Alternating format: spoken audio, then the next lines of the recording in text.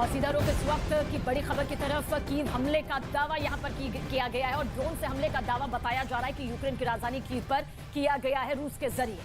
तो देखिए वहां से जो तस्वीर सामने आ रही है, ड्रोन के जरिए हमले होने के बाद यहां पर जो रिहायशी इलाके हैं उनको लगातार टारगेट किया जा रहा है रूस की तरफ से। एक बार फिर से जिस तरीके से हमने देखा कि बीते दिनों दक्षिण यूक्रेन पर वो किसी भी तरीके से कब्जा करना चाहता है और अब उसकी नजर एक बार फिर से कीव पर है।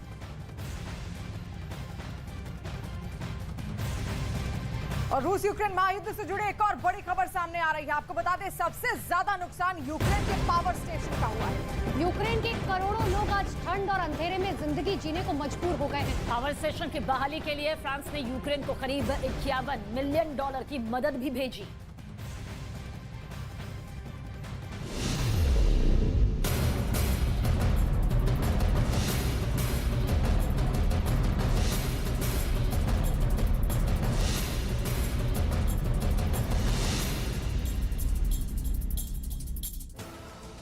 जहां तक नजर वहां तक खंडहर। मिसाइल ने मीनारों का वजूद मिटा दिया, बस्तियों को खाक में मिला दिया, घरों को वीरान बना दिया। ड्रोन के डर से लोगों को पल पल मरने को मजबूर कर दिया और अब खून जमा देने वाली ठंड यूक्रेन के लोगों के सब्र का इम्तिहान ले रही है। І ту штуку. Ну то така маленька, адже дуже маленькі такі. Одна поломана, адже одна суна нагріє. यूक्रेन में आज का सच यही है, ना पहनने के लिए कपड़े हैं, ना ही सर्दी से बचने के लिए बेहतर हीटर और जनरेटर। सफेद सुर्ख हथियार से रूस अब यूक्रेन को कमजोर करने की पूरी कोशिश कर रहा है।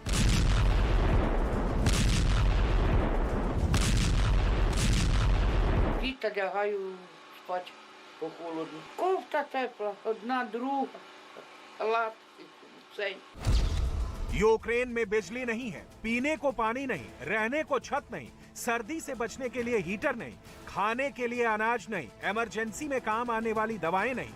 यूक्रेन में अगर कुछ है तो सिर्फ बारूद की गंध, धुएं का गुबार और दहशत वाले दिन। Допомогти може гуманітарним коридорам привезти якісь продукти питання, допомогти речам, які вони можуть собі не ходити там вибивати, де не треба, а щоб їм привезли сюди. Може якась пища, навіть готова гаряча пища, підвезіть раз в неділю, щоб люди поїли, бо світла немає фактично. जाहिर तौर पर रूस के ड्रोन हमलों में सबसे ज्यादा नुकसान यूक्रेन के पावर सेक्टर को हुआ है, जिसके बाद यूक्रेन के करीब 1 करोड़ लोग अंधेरे में रहने को मजबूर हैं। ऐसे में नेटो देश यूक्रेन के पावर सेक्टर को फिर से खड़ा करने में यूक्रेन की मदद कर रहे हैं। फ्रांस ने यूक्रेन के लिए नए पैकेज का ऐलान भी किया है, जो पावर सप्लाई दुरुस्त करने में यूक्रेन की मदद करेगा। सर्दी का सितम, भीषण बर्फबारी और रूस के हमले, यूक्रेन हर परेशानी से घिरा हुआ है। बिजली घरों के तबाह होने से कई इलाके अंधेरे में डूबे हैं। यूक्रेन में बिजली की उत्पादन क्षमता को 40% से ज्यादा नुकसान पहुंचा है, जिसको जल्द से जल्द दुरुस्त करने की कोशिशें जारी हैं। तो पुतिन और जेलेंस्की के बीच दुश्मनी लगातार बढ़ती जा रही है।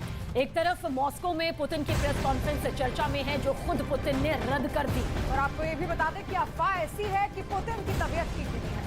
तो दूसरी तरफ खबर ये भी है कि यूक्रेन की फौज ने रूस के खिलाफ बड़ा प्लान बनाया है।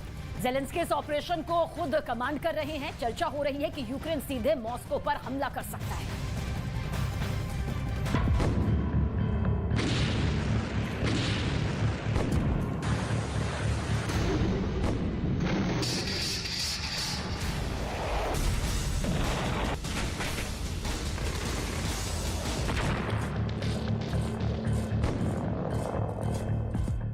यूक्रेन आर्मी के इस वीडियो को देख लीजिए।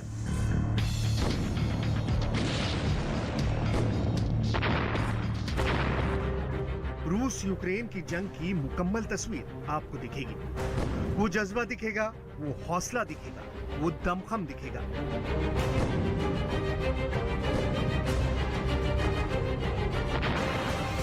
वो फुर्ती दिखेगी, वो जोश दिखेगा, वो टाइमिंग दिखेगी और दुश्मन पर टूट पड़ने की ताकत दिखेगी।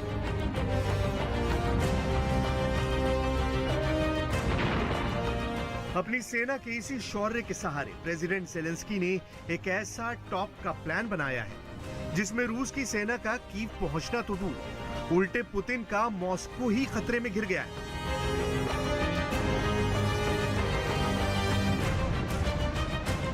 कहा जा रहा है कि जेलेंस्की का टारगेट सेट है कि मॉस्को पर डायरेक्ट अटैक से ही रूस को दहलाएंगे। इसका मतलब है कि जेलेंस्की कीव में बैठे बैठे मॉस्को पर अटैक करेंगे, मिसाइल अटैक।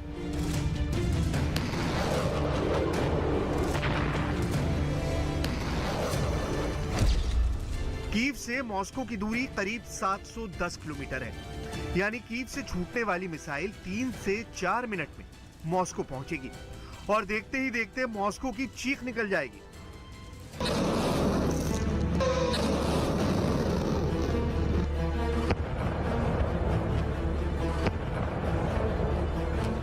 सवाल है कि उस वक्त पुतिन क्या कर रहे होंगे, उस वक्त रूस का एंटी डिफेंस सिस्टम क्या कर रहा होगा, उस वक्त पुतिन के टॉप एजेंट क्या कर रहे होंगे। इन सवालों का जवाब डिटेल में आपको दिखाएंगे, लेकिन उससे पहले जेलेंस्की मॉस्को पर हमले की तैयारी कर रहे हैं और मॉस्को जलने वाला है, इसका दावा करने वाले शख्स से मिल लीजिए, जिसका नाम है यूरी नुतोव। नुतोव रूस के मिलिट्री हिस्टोरियन है, यानी सैनिकों का इतिहास लिखने वाले। यूरी रूस के museum of air defence forces यानी एडीएफ के डायरेक्टर हैं। यूरी ने रूस के टेलीविजन शो में जो दावा किया उसकी पूरी एबीसीडी समझना बहुत जरूरी है, क्योंकि जेलेंस्की का नेक्स्ट टारगेट अगर मॉस्को है तो सोचिए युद्ध किस कदर जेलेंस्की वाले पलड़े की ओर झुक गया है।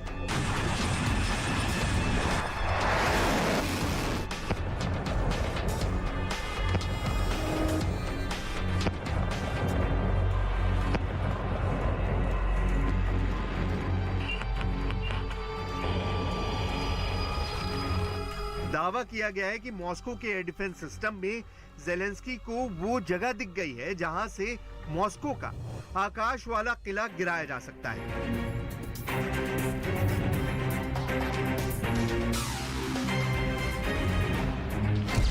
यूरी नुतोव ने दलील दी है कि इस वक्त रूस ने अपने एयर डिफेंस सिस्टम को यूक्रेन बॉर्डर पर तैनात कर दिया है। ऐसा इसलिए किया गया है ताकि जंग लड़ रहे ट्रूप्स को कवर किया जा सके।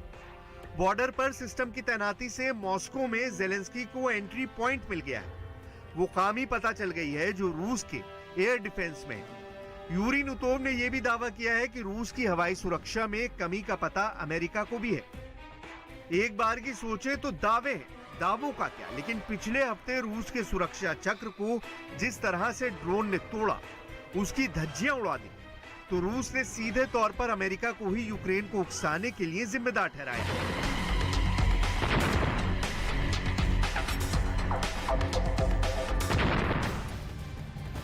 और